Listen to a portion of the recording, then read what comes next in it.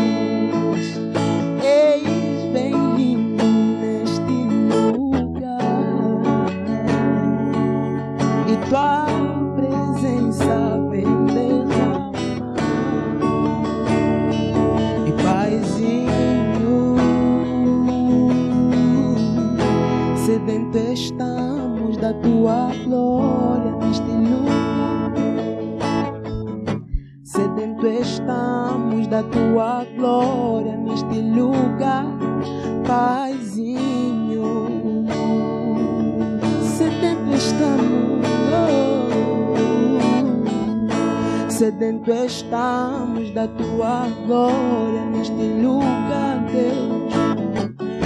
Sedento estamos da tua glória neste lugar, Paizinho.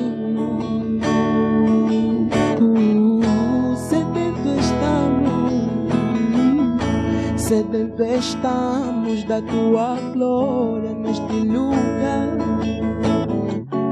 Sedento estamos da tua glória neste lugar, Paizinho.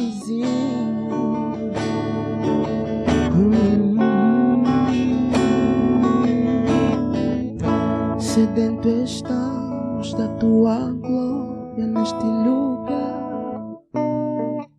Sedento estamos manifestações da tua glória neste lugar, Paizinho. Aplausos lá em casa, aplausos, aplausos. Este foi então o Eli Rodrigues que nos abriu o programa com este paizinho lá da glória. Como dissemos, hoje, 23 de setembro de 2020, temos como tema líderes religiosos e a governação angolana e o nosso convidado é Acúrcio Estevão.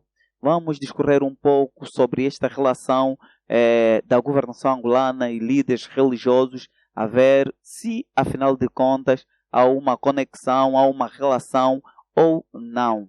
E você que nos acompanha, procure partilhar com mais amigos, né? Partilhe em grupos, partilhe em páginas, para que a nossa visualização seja mais abrangente. Queremos saudar também os irmãos que nos acompanham a partir de Portugal, Moçambique, Espanha e Brasil. O nosso extensivo a paz do Senhor, em nome de Jesus. Nós já temos nos nossos estúdios, como dissemos, o nosso convidado para esta temática, líderes religiosos e a governação angolana. O nosso convidado é Acúrcio Estevão. Antes de tudo, agradecer então a Zion TV por essa oportunidade que nos confere para podermos estar aqui nesse privilegiado e honrado espaço onde tem estado a passar muitos cérebros, muitas ilustres figuras do corpo de Cristo e não só. Então, nós estamos muito honrados por poder então participar desse programa. O senhor é figura pública. Eu respeito a opinião de quem o diz, mas a minha concepção é muito diferente. Eu acho que o que entendo como figura pública ainda não me dá esse status. Sou apenas um cidadão que presta seu modesto contributo de cidadania e também, obviamente, como servo de Deus, prestamos a nossa cooperação para o engrandecimento do corpo de Cristo. Além de o pastor Acúrcio Estevão, além de pastor da igreja local, é também, ao mesmo tempo, o diretor do gabinete jurídico da Associação de Pastores, é isso? Pois, a minha ficha é meio extensa. A minha ficha é meio extensa. Louvamos a Deus, acima de tudo, pela oportunidade de poder servir o corpo de Cristo. Eu sou pastor titular da Comunidade Internacional de Restauração, sou simultaneamente diretor e porta-voz, diretor do Gabinete Jurídico e porta-voz da Ordem de Pastores Evangélicos de Angola. Então, temos também outras responsabilidades, mas não interessam muito aqui. Mas, a grosso modo, estamos ao serviço do corpo de Cristo. Muito bem, muito bem. O que a Ordem dos Pastores Evangélicos em Angola fazem de concreto? Pois bem, a Ordem de Pastores Evangélicos de Angola é a semelhança das distintas ordens profissionais que têm como vocação reunir, controlar e orientar então a conduta dos pastores a nível de todo o país, de formas a que tenhamos uma atuação mais ordeira e tenhamos uma conduta, acima de tudo, mais disciplinada, e permitir aqui também uma melhor interação entre as instituições eclesiásticas e aquilo que são instituições civis, no que toca, por exemplo, à proteção de um outro direito que assiste à classe.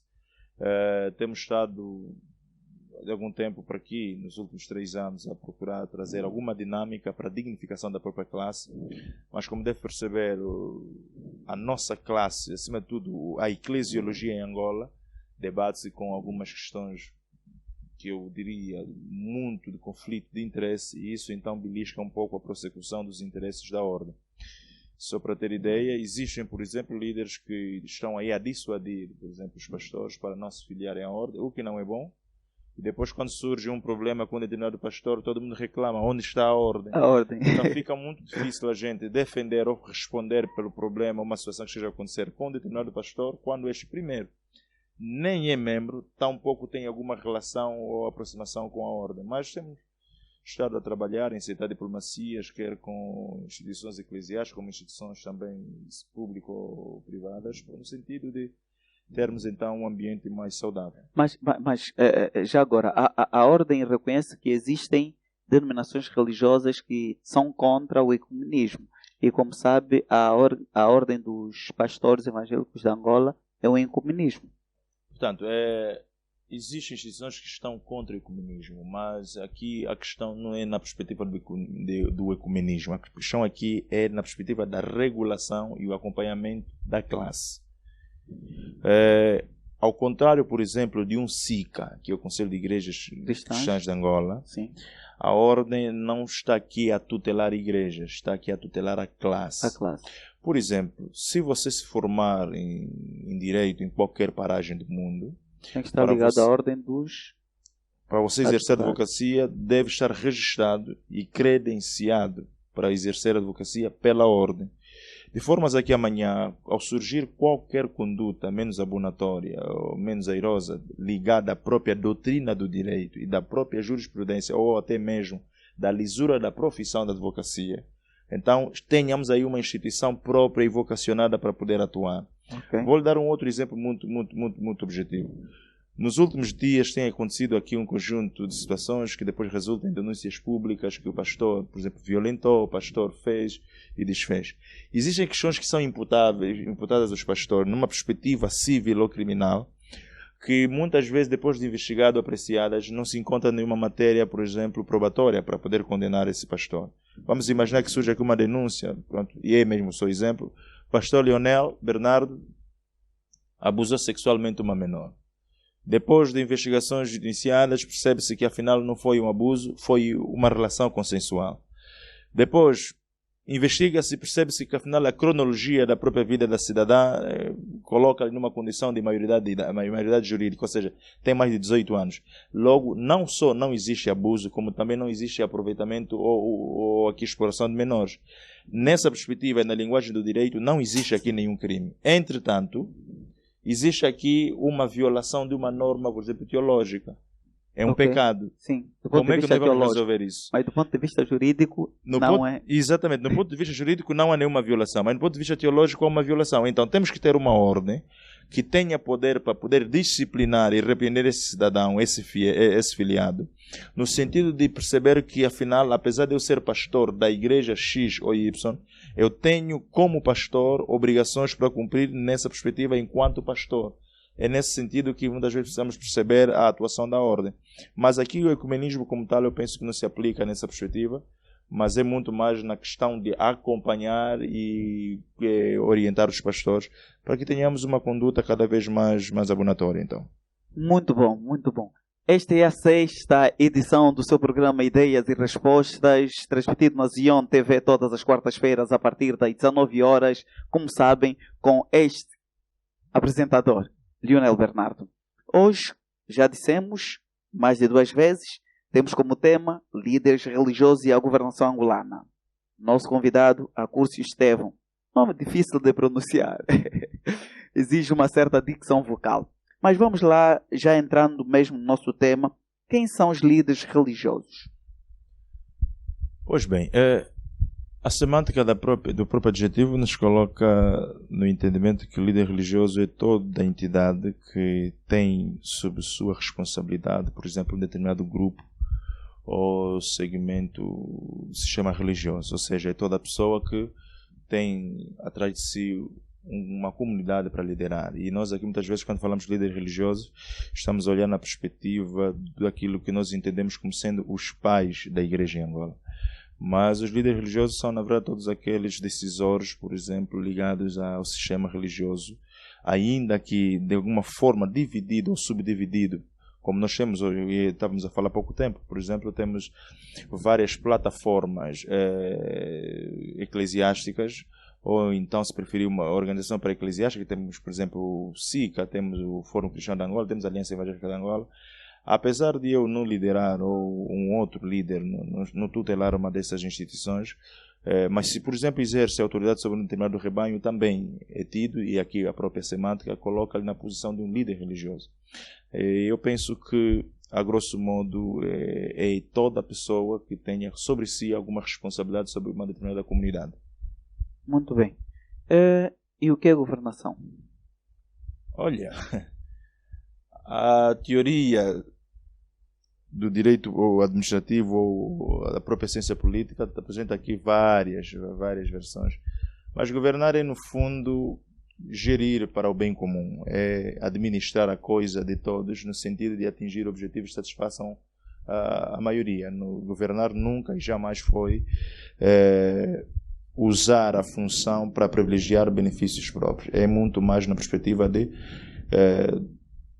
usar os recursos para ir ao encontro das necessidades da maioria, porque na verdade um dirigente é um eminente representante dos anseios de quem ele representa. Por exemplo, nós, quando falamos dos nossos governantes na vida política, não são nada mais, nada menos que pessoas que nós colocamos por expressa vontade, por exemplo, nos votos, para que eles representem então a nossa vontade, a nossa expectativa de país.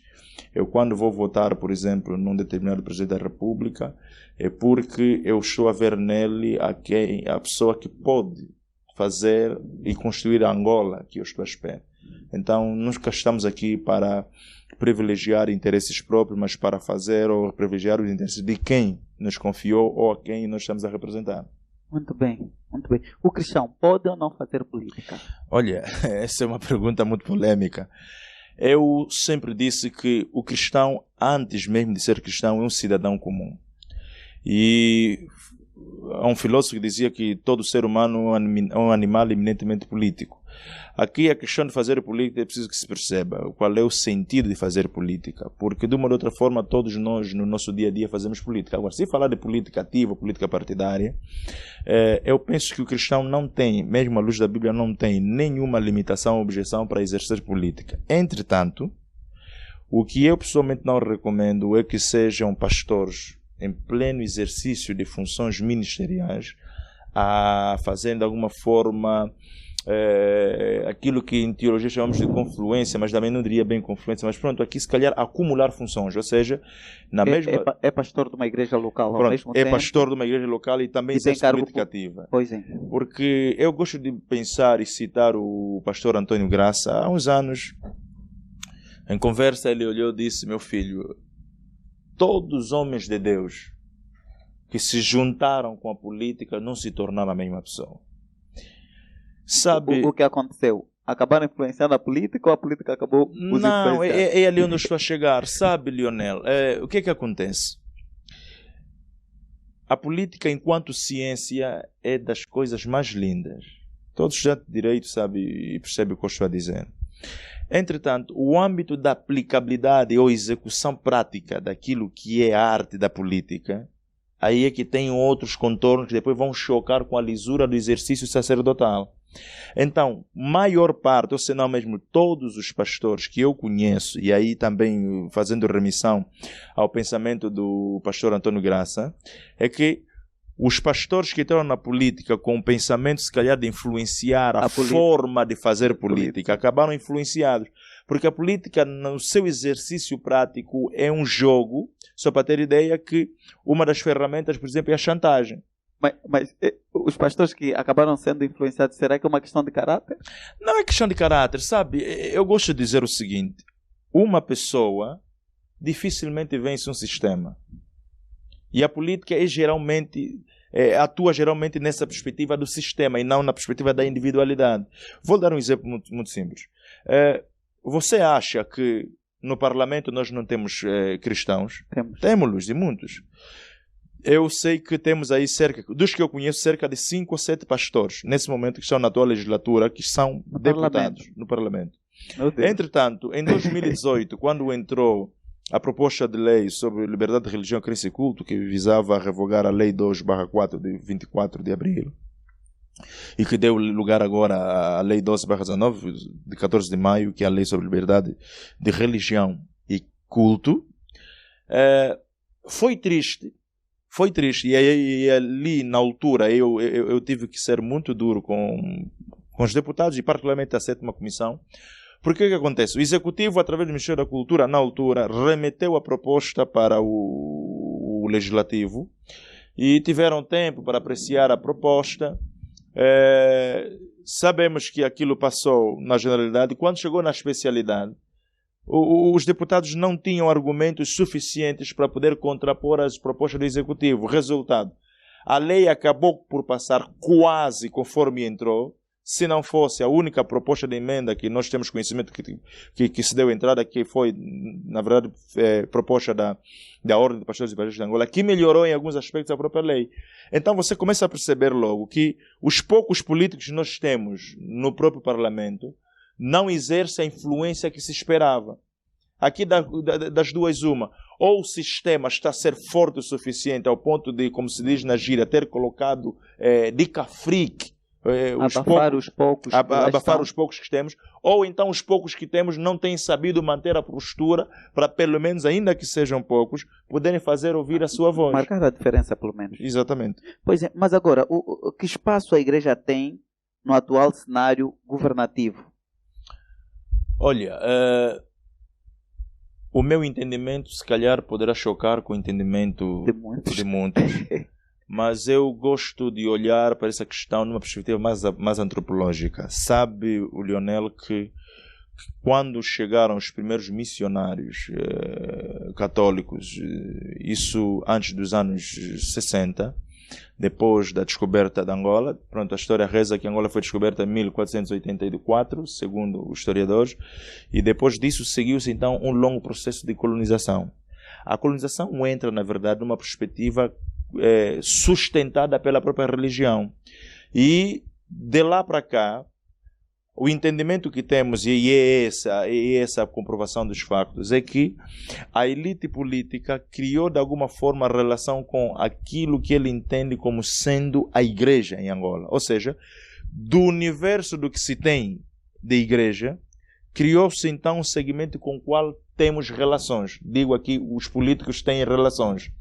É assim que você vai perceber que mesmo nos dias de hoje, quando se fala da igreja em Angola, a referência que se tem não passa nunca desse triângulo, não é? Onde estão os católicos, nada contra os nossos amigos e irmãos católicos, os metodistas e aí uma parte ligeira dos batistas ou até mesmo os próprios toquistas. Entretanto, atrás dessas três confissões religiosas, há uma igreja em Angola.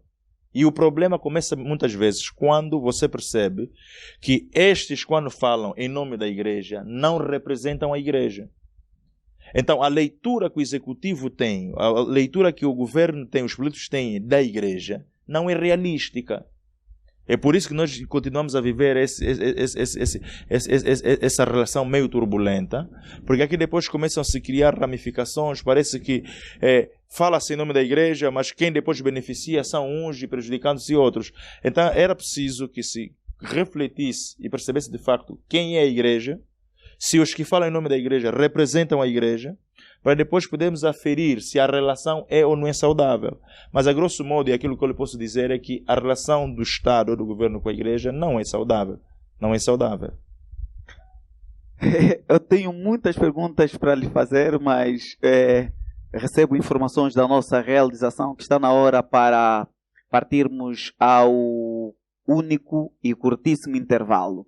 Este é o seu programa Ideias e Respostas da Zion TV, que vai ao ar todas as quartas-feiras a partir das 19 horas. Voltamos dentro de alguns segundos. Não saia daí.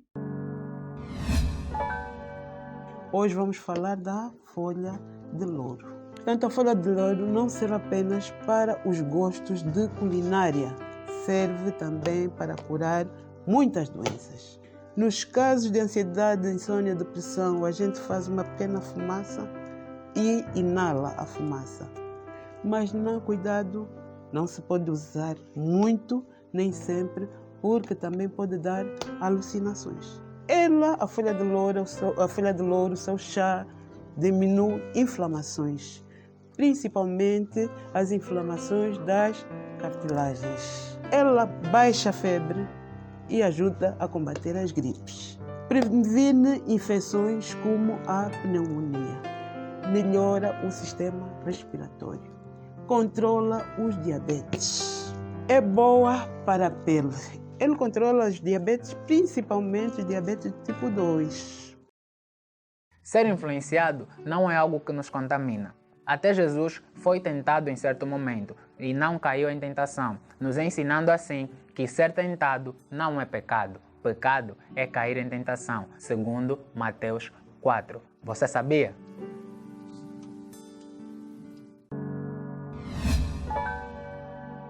Já estamos de volta para a segunda e última parte do seu programa Ideias e Respostas.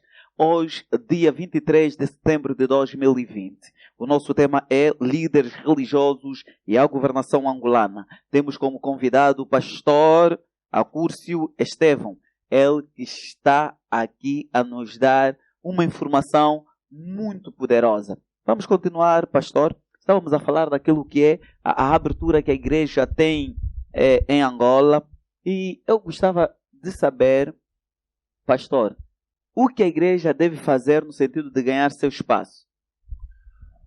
Olha, eu tenho tido a sorte de trafegar no meio da classe e um dos grandes problemas, poderíamos se calhar aqui dizer que os políticos de alguma forma dividiram a igreja para melhor dominá-la, que podia nos remeter ao pensamento de Robert Greene quando escreveu as 48 Leis do Poder.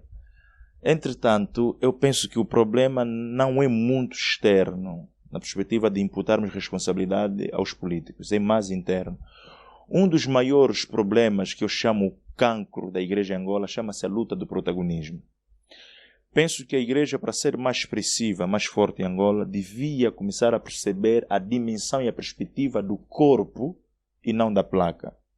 Nós temos um orgulho religioso muito grande. Por exemplo, os católicos olham para os demais e sentem-se os donos da fé, os donos da razão religiosa ou eclesiástica, por serem das primeiras, se não, como se diz, a primeira igreja.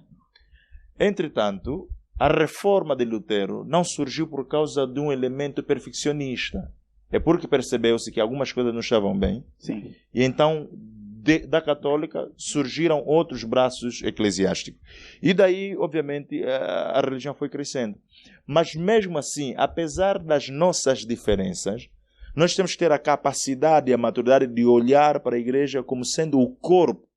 Porque eu tenho dito às pessoas que, por mais forte que a tua igreja seja em termos de doutrina, ou em termo, por exemplo, dogmático, o que você precisa perceber é que a tua igreja não é o reino, é apenas parte do reino de Deus.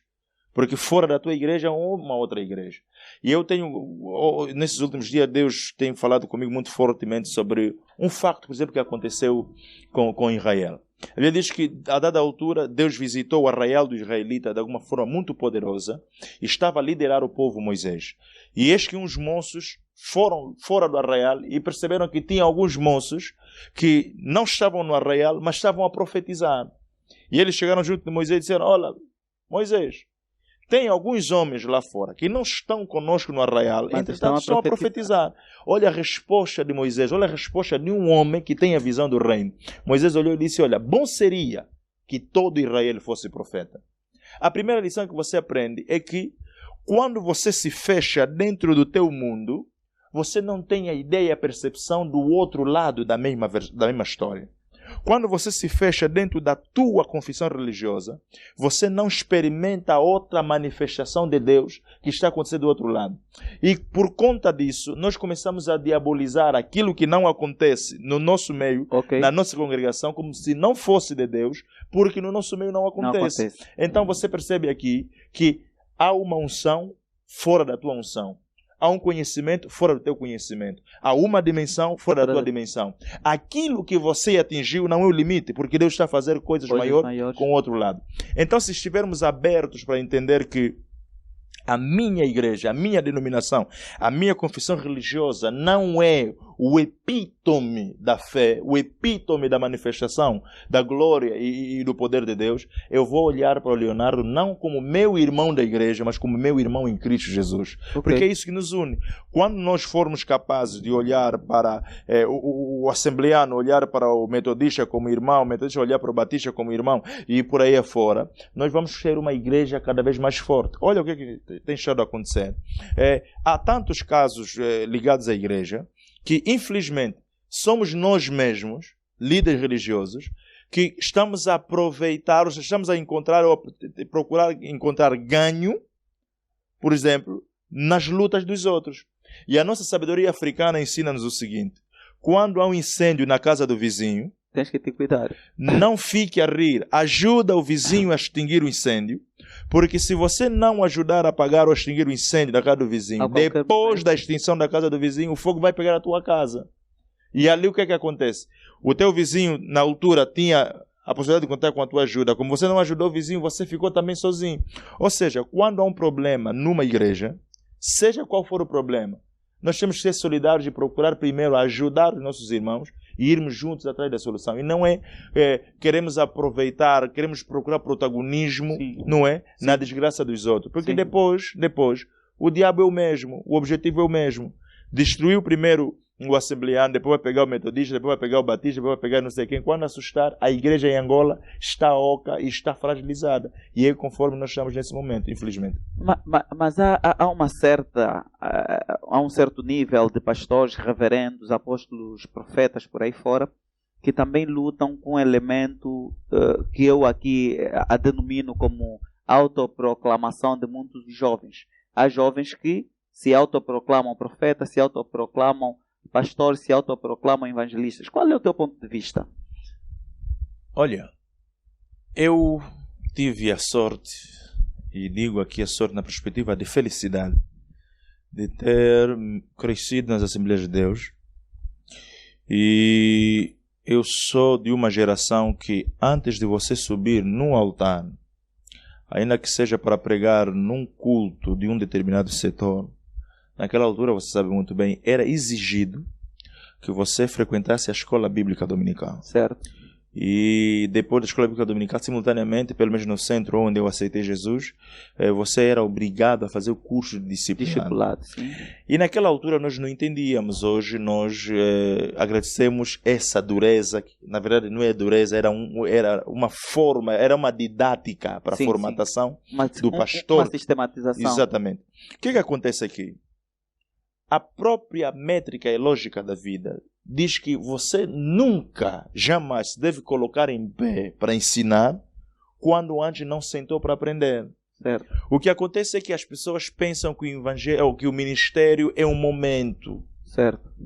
Eu alugo um armazém, compro cadeiras, coloco um púlpito e uso todas as técnicas possíveis, atraio pessoas e encho aquilo de gente. Isso já é ministério. O ministério não é um momento, o ministério é toda uma vida.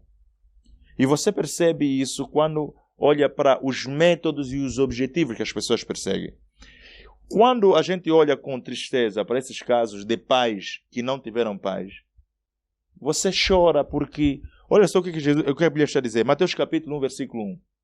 O epígrafe diz o seguinte: livro da genealogia de Jesus Cristo. Certo. O versículo primeiro diz assim: livro da genealogia de Jesus Cristo, filho de Abraão, filho de Davi. Depois aí vem a descrição. Abraão gerou a Isaac, Isaac gerou a Jacó, Jacó gerou a Judá e por aí fora. Ou seja, há uma linhagem que se segue para você conseguir identificar quem é quem. A crise que nós temos hoje, conforme referiu muito bem, é que as pessoas querem ser sem antes terem sentado para aprender a ser. E aqui depois começa a se criar essa confusão que nós temos hoje. Temos hoje pais espirituais que não tiveram pai. Temos hoje pastores que não têm nenhuma referência espiritual. Se você olhar para alguns pastores e alguns ditos apóstolos, e depois outros se consagram a arcipapa, e outro é pastor, consagra outro a reverendo, que é uma total confusão teológica. Você pergunta, quem é o teu pastor? São indivíduos que não têm pastor. E depois diz, não, eu recebi a revelação. Mas as coisas não funcionam assim. Samuel recebeu a revelação. Samuel está a dormir com Eli no mesmo templo. Deus saltou Eli para falar com Samuel. Mas olha o que Samuel vai fazer. Volta foi ter ao seu com Eli para receber para alguma dizer, orientação. eis-me aqui, porque você me chamou. O problema é que nós não estamos a valorizar a sabedoria de quem começou antes de nós. E achamos que uma revelação é suficiente para erguer um ministério. Engana-se. Mas não deve ser essas fragilidades que têm permitido com que o governo visse a igreja do ponto de vista da sua extensão com maior desprezo ou desvalorização? Eu aprendi que o respeito não se espera, o respeito impõe-se. Primeira questão. A igreja... A igreja, quando não se respeita, não se valoriza, o governo não vai valorizar a igreja. E esse problema é importante que seja dito aqui, já que estamos num perguntas e respostas. Quem, na verdade, de alguma forma vende a igreja de mão beijada, e esse é outro aspecto, não é a nova geração de líderes. É exatamente aquilo que nós esperávamos e chamamos de os pais da igreja. Porque são eles que sentam com os políticos, são eles que são movidos nas concertações e que são eles que também transmitem aquilo que entendem como sendo a visão ou posicionamento da igreja. Entretanto, independentemente dos erros que se verificam, independentemente das falhas que se verificam no seio da igreja, mas isso, se nós sabermos tratar entre nós, não terá como o governo, de alguma forma, desprezar ou desrespeitar a igreja. Como lhe disse atrás, o problema maior é que nós queremos nos evidenciar no erro dos outros. Ou seja, queremos procurar vantagem para algum protagonismo quando há um erro por parte de uma outra igreja. O que não é verdade, o que não é de todo bom, não dignifica e não engrandece o corpo de Cristo. Mas, a grosso modo, não se pode olhar para os erros de um ou determinado pastor, porque, como disse um certo pensador, por que falar mal da igreja? Por que, por exemplo, fecharem igrejas por causa do erro de um determinado pastor, se quando um ou outro partido político, por exemplo, tem um militante que comete erros, comete crimes, não se fecha o partido por causa do crime daquele militante? Aí está o problema. Está a perceber?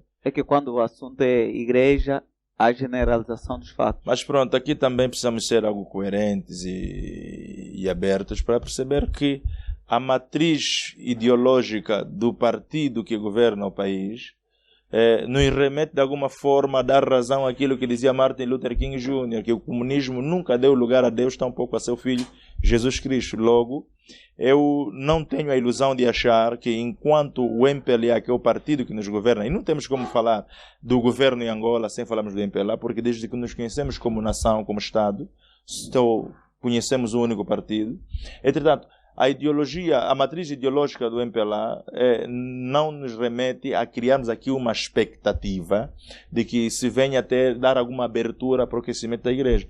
O que nós estamos a viver hoje é produto de um milagre da graça de Deus. Muito bem.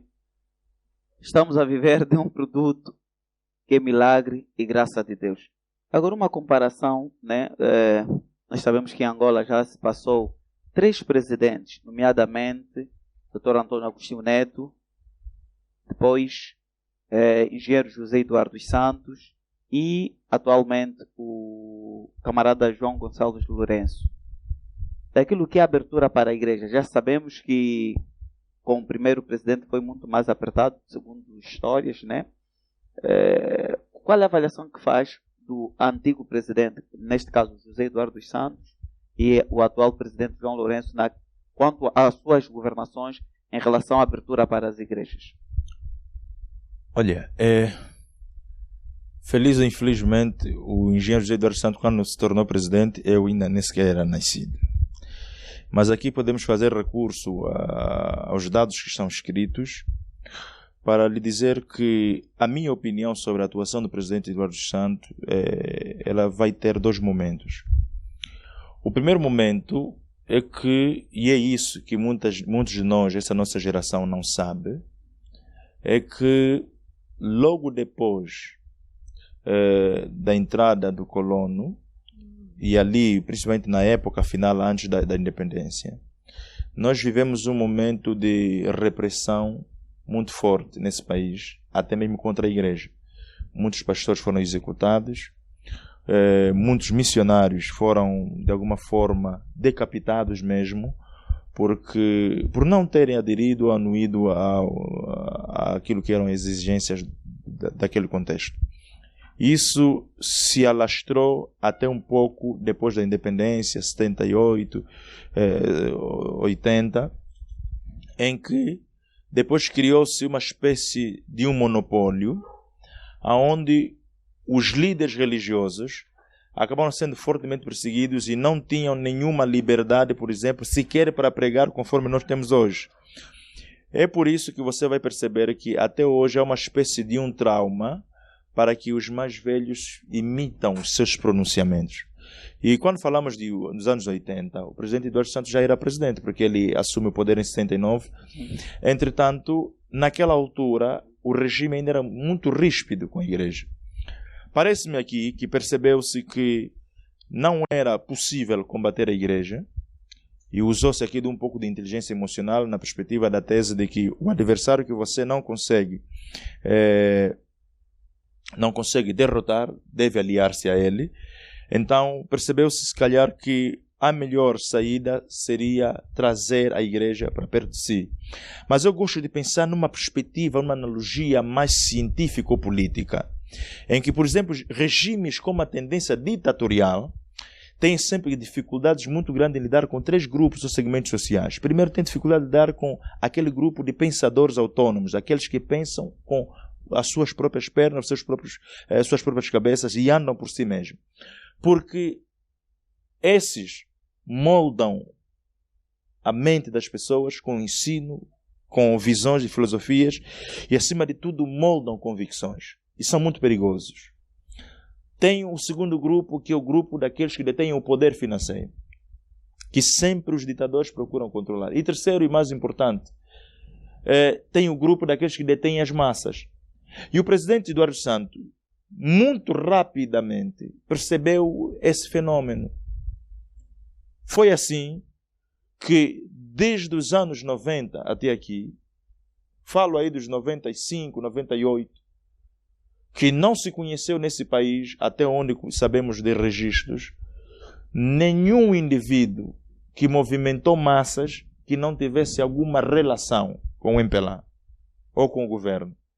Se você não tem relação com o sistema político vigente, ou você é perseguido, ou você acaba... Pronto, aqui a perseguição na verdade acabaria por uma execução, ou um silenciar, ou então você acabava mesmo por abandonar a pátria, assim como muita gente abandonou.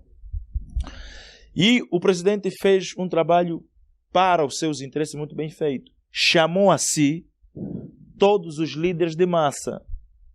É assim que você percebe que hoje quase todos os líderes religiosos que movimentam massas estão de alguma forma subjetiva ou objetivamente comprometidos com o governo e perdem moral em algum momento sequer para ter um discurso mais vertical contra aquilo que de facto tem sido políticas ou atuações menos abonatórias das próprias autoridades políticas.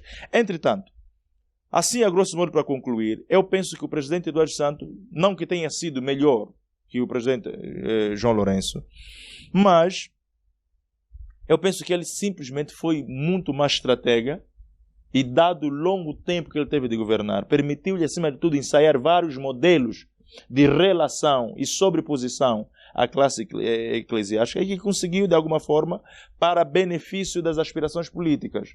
Agora, Jairo Comprido é nosso telespectador, pergunta o seguinte: afinal, temos representantes religiosos nas esferas públicas na atual governação do país ou apenas funcionários partidários com especificações religiosas? Saudações ao nosso nobre Jairo Comprido. Olha, nós temos um órgão de consulta chamado Conselho da República, aonde fazem parte algumas entidades religiosas. E como disse no princípio, se me percebeu, quando se fala da igreja, aqui o sistema escolhe as vozes que, num linguajar mais simples de se perceber, aqueles que fazem o ego da alma, ou seja, aqueles que dizem aquilo que queremos ouvir. Os ditos profetas palacianos, não é?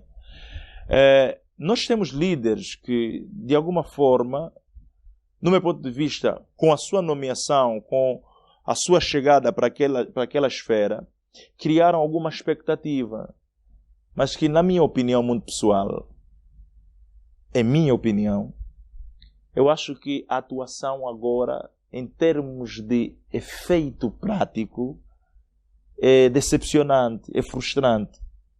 Só para fazer aqui um link, uma das coisas que intriga também a minha mente em relação à figura máxima do Instituto Nacional para os Assuntos Religiosos, INAR.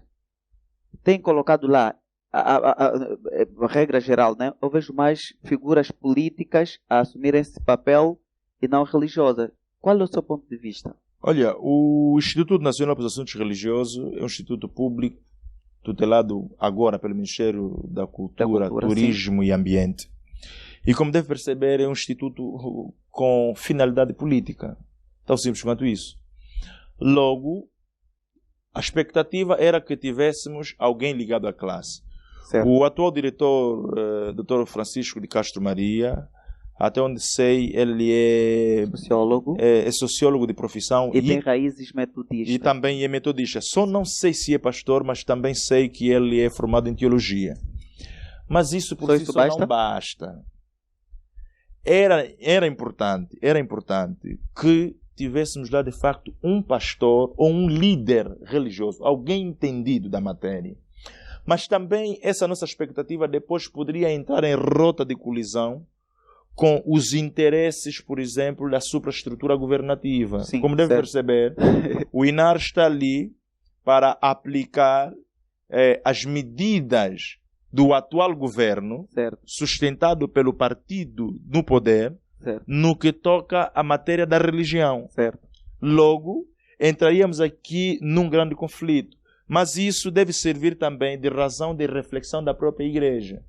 Porque nós, durante muitos anos, e você sabe muito bem, crescemos com a ideia de que o crente não pode estudar, porque estudar muito, e nós ouvimos aquelas teorias, estudar muito faz ficar maluco, estudar muito faz se desviar e não sei o quê. E tem outro problema. A pergunta que me colocou o cristão não pode se meter com a política e não sei o quê. Se não tivermos cristãos nos órgãos, nas funções de decisão pública e política, quando é que vamos ter um diretor do INAR que seja de facto pastor e homem comprometido com o reino? Quando é que vamos ter um ministro que de facto seja cristão? Quando é que vamos ter um presidente que de facto seja cristão? Deixa eu lhe dar um exemplo. Tem brincadeiras e faltas de respeito que acontecem em Angola para com a igreja, que no Ghana não acontecem, que na Nigéria não acontecem. É triste quando eu vejo reverendos, pastores presidentes, a implorarem favores, por exemplo, a um simples administrador municipal, a um governador. Não estamos aqui a desprezá-los porque são autoridades administrativas, são autoridades do Estado. Entretanto, é preciso respeitar que o pastor também é autoridade divina. Está a perceber? No Ghana, um deputado é deputado no parlamento, mas quando ele chega na igreja, fica no protocolo. Na Nigéria é a mesma coisa. No Congo, aqui, temos a mesma coisa. Mas aqui em Angola nós temos líderes religiosos de referência que te admiram, por exemplo. Claro que eu tenho. O número 1 é o meu próprio pastor e pai espiritual, Jorge Batista de Liberdade Neto. E a semelhança dele, temos vários outros líderes. Não estamos a dizer que tudo está mal. O que estamos a dizer é que existem coisas estruturais que precisamos, de facto, melhorar. Mas temos muitos homens de Deus que não se vergaram, não se dobraram e ainda mantêm a sua postura. E esses, infelizmente, a mídia não fala deles, não os tem em linha de conta. Porque, como disse há pouco tempo, não falam aquilo que suaviza o ego do poder político. Pois é. Muito obrigado. Não sei se tem mais alguma palavra para estender aqui como deixa, porque estamos na reta final. Mandar, antes de responder, uma saudação especial ao nosso amigo José Kunde, que também nos acompanha. Sim? Portanto, eu, antes de tudo, quero agradecer a oportunidade que nos foi proporcionada para podermos estar aqui nesse espaço. Mas, assim, a título de remate final, é deixar aqui um apelo ao corpo de Cristo e muito especialmente aos líderes religiosos, no sentido de, primeiro, percebermos que muito mais do que a minha igreja, muito mais do que a minha denominação, é o corpo de Cristo, é o reino de Deus que vem em primeiro lugar. E precisamos, de alguma forma, ter a coragem e a capacidade de deixarmos de parte as nossas diferenças e nos unirmos em prol de um único objetivo. Por outro, também apelar para que se deixe de parte essa luta pelo protagonismo, porque também isso fragiliza a igreja. Nós temos um problema muito grave em que, se é um programa do fulano e eu não tenho protagonismo, ou não tenho projeção, então eu não participo e nem sequer encorajo os outros a participar. E o mais diabólico, até incentivo pessoas a não participar, levando se calhar calúnias e de muitas situações. Quantas vezes, por exemplo, você organizou conferências que pessoas de uma igreja que você convidou não vieram porque o líder disse para não ir. E o triste muitas vezes é que são da mesma igreja, os dois, da mesma denominação. Mas se calhar ele pensa que não, se eles forem para lá, quer dizer, vou ajudar. Ajudar a atividade do outro é promover o reino. Sim. É isso que se precisa perceber. Temos que cultivar a cultura do reino. E de uma forma geral, para terminar, apelar à igreja em Angola e os líderes religiosos para que voltemos de facto para a Bíblia Sagrada, que é o nosso manual. Porque quando a igreja se distancia da palavra, entram outros adjetivos, outros artefactos, então perdemos a pureza da própria igreja que Jesus falou e fundou. Muito obrigado, pastor, meu amigo Acurso Estevão, por esta abordagem, esta abertura e uma análise profunda daquilo que é a relação entre a igreja e a política. Esta foi a 6ª edição do seu programa Ideias e Respostas, transmitido aqui na Zion TV. Estamos mesmo na reta final. Agora vamos nos despedir com mais um louvor do nosso convidado levita de hoje, ele que é Eli Rodrigues. Não se esqueça, próxima quarta-feira temos mais. Já sabe, todas as questões, todas as indagações já têm um espaço. Ideias e Respostas do seu programa da Zion TV, que vai ao ar todas as quartas-feiras. Fique na companhia do nosso convidado levita antes que terminemos, Eli Rodrigues.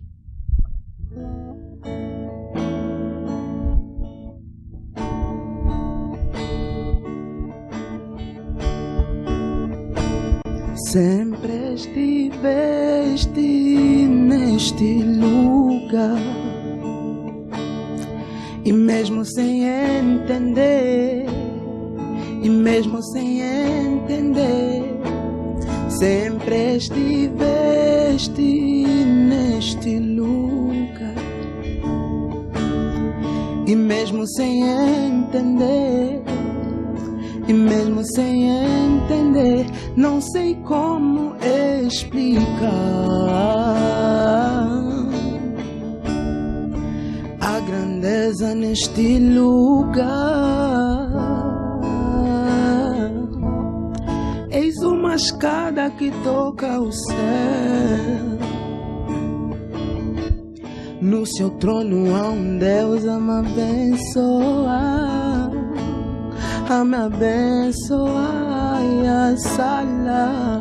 e a sala está cheia da tua presença, Jesus.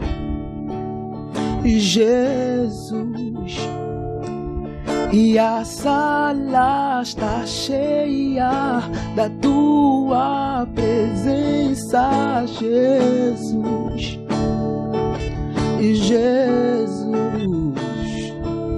E a sala está cheia da tua presença, oh Pai, oh Pai. E a sala está cheia da tua presença, oh Pai, oh Pai.